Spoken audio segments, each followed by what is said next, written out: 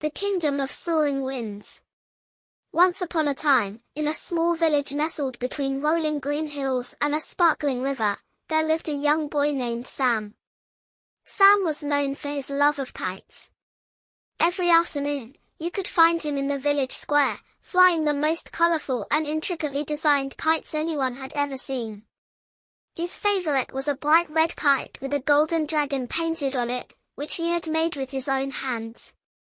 One breezy autumn day, Sam decided to take his dragon kite to a special spot on the hilltop, where the wind was always strong and steady. As he let the kite soar into the sky, something magical happened. The kite began to glow with a soft, golden light, and before Sam could react, it pulled him off the ground.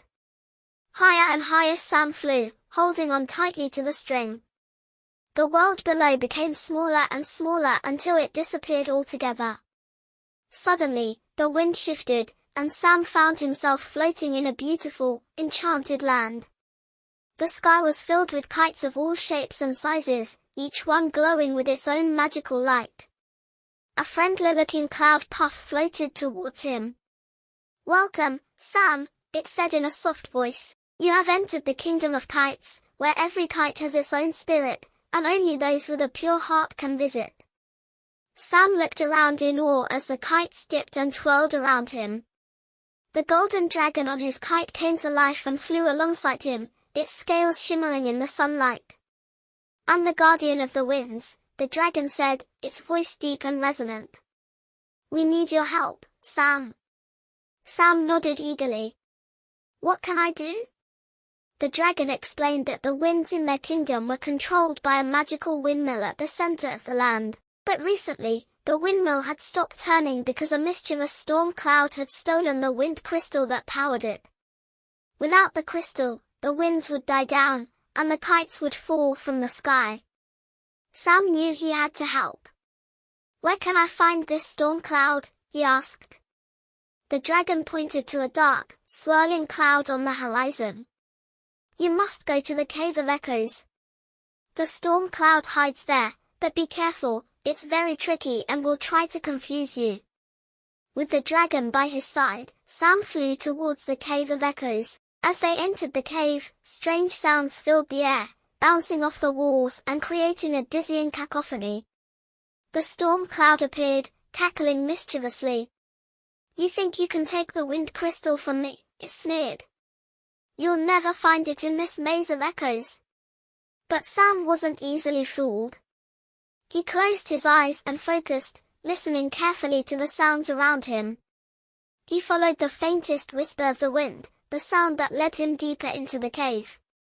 Finally, he spotted a faint glow in the distance. There, hidden behind a rocky outcrop, was the wind crystal, its light dimmed by the storm cloud's presence. The cloud tried to block Sam's path, but the dragon breathed a gentle wind that scattered the cloud, revealing the crystal. Sam quickly grabbed the wind crystal and held it high. Instantly, the cave was filled with a brilliant light, and the echoes turned into harmonious melodies. The storm cloud shrieked and disappeared in a puff of mist, defeated. With the crystal in hand, Sam and the dragon flew back to the windmill. As soon as the crystal was placed in its rightful spot, the windmill began to turn, and a powerful gust of wind swept across the kingdom. The kites soared higher than ever, their colors dancing in the sky. The dragon smiled at Sam. "You've saved our kingdom. You are truly a friend of the winds." Before Sam could say anything, the dragon returned him to the hilltop where his adventure had begun. The kite floated gently down beside him, its glow fading as it returned to its ordinary form. Sam looked up at the sky, where a gentle breeze rustled the leaves. He knew he had just experienced something extraordinary, and though no one else in the village would believe his tale, he smiled, knowing that somewhere, in a far-off enchanted land, the kites were still dancing on the winds, thanks to him. And from that day on, whenever Sam flew his dragon kite, he could almost feel the magic in the air, reminding him of the incredible journey he had taken to the kingdom of soaring winds.